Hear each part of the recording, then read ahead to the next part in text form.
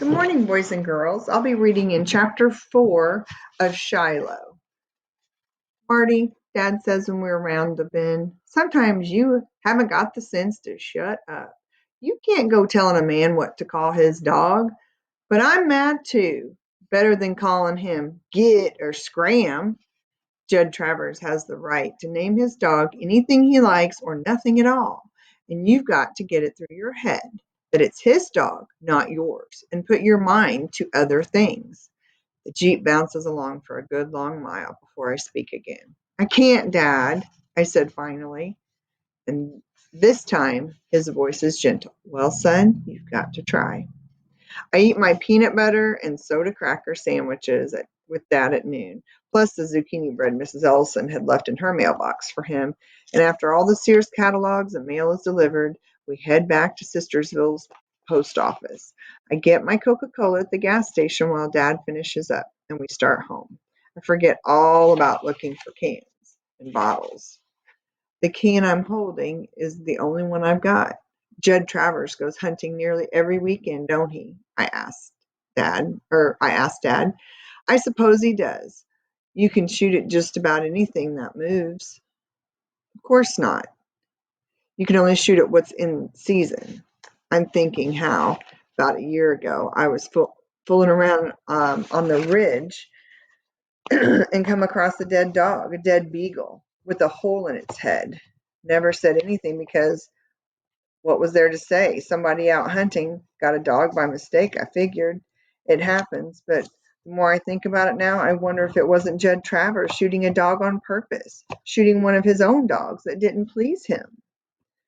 Dad's still talking. We've got a new game warden in the county. I hear he's plenty tough. Used to be a man, could kill a deer on his own property any time if that deer was eating his garden. Warden would look the other way. But they tell me the new warden will fine you good. Well, that's the way it ought to be, I guess. What if a man shoots a dog, I ask. Dad looks over at me. Dogs aren't ever in season, Marty. Now you know that. But what if a man shoots one anyway? That would be up to the sheriff to decide what to do, I guess. The next day I start early and set out on the main road to Friendly with a plastic bag. Get me 11 aluminum cans, but that's all. Could walk my legs off for a year, not even have enough to buy half a dog. The questions I tried not to think about before came back to me. Would Judd Travers want to sell Shiloh at all? And how much would he want for him if he did? And even if I got Shiloh for my very own, how was I supposed to feed him? There aren't many leftover scraps of anything in our house. Every extra bite of pork chop or boiled potato or spoonful of peas gets made into soup. If we'd had enough money for me to have a dog and buy its food and pay the vet and everything, I would have had one by now. Darrell Lynn's been begging for a cat for over a year. It isn't that we're rock poor. Trouble is that Grandma Preston's got real feeble, and she's being cared for by Dad's sister over in Clarksburg. Have to have nurses anytime Aunt Hetty goes out, and every spare cent we got goes to pay for Grandma's care. Nothing left over to feed a dog. But I figured we'll get to that problem later on.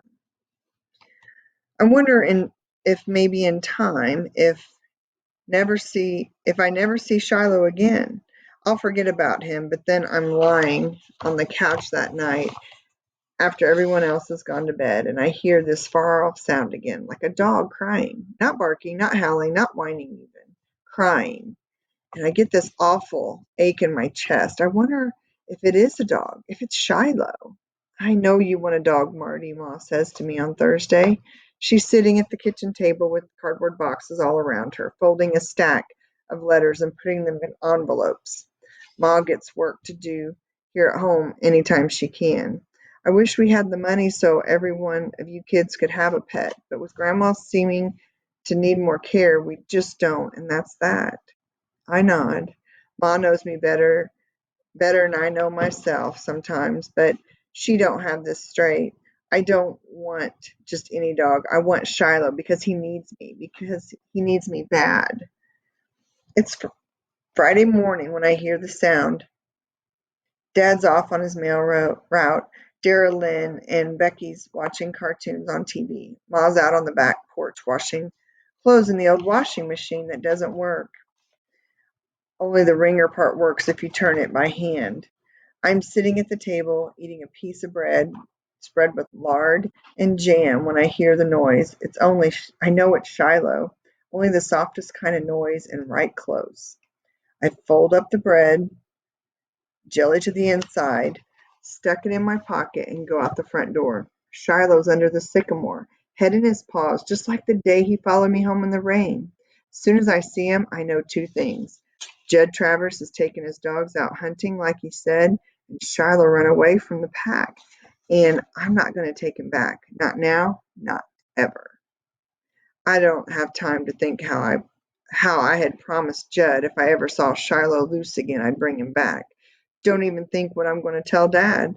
All I know right now is that I have to get Shiloh away from the house where none of the family will see him. I run barefoot down the front steps and over to where Shiloh's laying, his tail just thumping like crazy in the grass. Shiloh, I whisper, and gather him up in my arms. His body is shaking all over, but he don't try to get away, don't creep off from me the way he did that first day. I hold him as close and as careful as I can carry, as close and careful as I carry Becky when she's asleep. And I start off up the far hill in the woods carrying my dog. I know that if I was to see Judd Travers that very minute with his rifle, I'd tell him that he'd have to shoot me before I'd ever let him near Shiloh again. There are burrs and stickers on the path up the hill, and usually I wouldn't take it without sneakers, but there's burrs and stickers in my feet, I hardly feel them. No, Judd Travers and his hounds won't be over here because this hill belongs to my dad. Get me as far as the shade bush next to the pine, and then I sit down and hug Shiloh. First time I really gave him to myself, first time I can hug him, nobody looking, just squeeze his thin body, pat his head, and stroke his ears. Shiloh, I tell him, as though he knows it's his name. Judd Travers isn't going to kick you again. And the way his eyes look at me, the way he reaches up and licks my face, it's like it seals the promise. I'd made a promise to Judd Travers I wasn't going to keep. Jesus help me. But I'm making one to Shiloh that I will. God strike me dead. I set him down at last and go over to the creek for a drink of water. Shiloh follows along beside me. I cup my hands and drink, and Shiloh helps himself, lapping it up. Now what, I ask myself. The problem is looking me square in the face. I got to keep Shiloh a secret. That much I know. But I'm not going to keep him chained. Only thing I can think of is to make him a pin. Don't like the idea of it, but I'll be with him as much as I can. I take him back to the shade bush, and Shiloh lays down. Shiloh, I say, patting his head, stay. He thumps his tail. I start to walk away, looking back. Shiloh gets up. Stay, I say again louder, and point to the ground. He lays back down, but I know he likes to follow anyways. So I pull him up over to a pine tree, take the belt off my jeans and loop it through the raggedy old collar Shiloh's wearing, and fasten the belt to the tree. Shiloh don't like it much, but he's quiet. I go down the path, and every so often I turn around. Shiloh is looking at me like he won't never see me again, but he doesn't bark. Strangest thing I ever see in a dog, to be that still. Ma's still on the back porch. When she washes, it takes her nearly all day. Dear Lynn and Becky stuck to the TV, so I go to the shed by the side of the house, and I take the extra fencing Dad used when we had us more chickens. I take me a piece of wire too and go back up the hill. Shiloh's still there, and he don't try to get up while I set to work. I string the fencing around the trunks of 3 small trees for corner posts, and then back to the pine tree again where I fasten it with wire. Pin measures about 6 by 8 feet.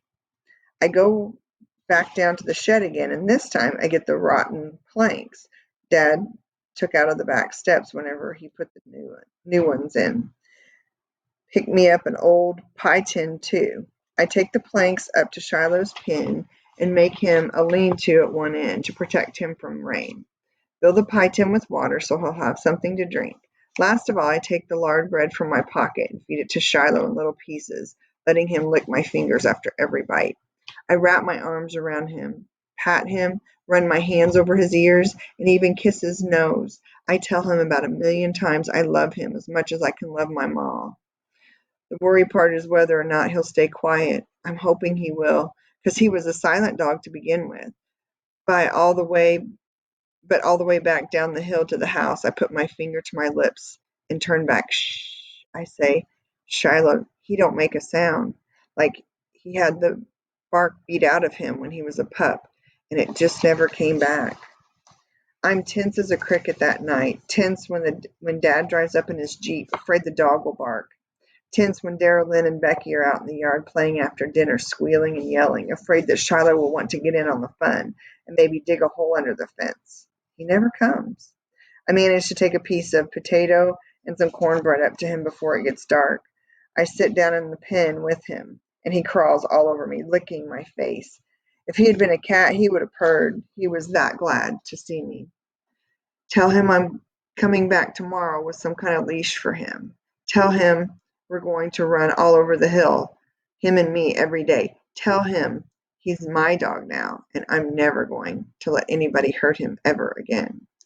And then I leave, wiring that fence good. I go home and sleep a full night. First time in a long while.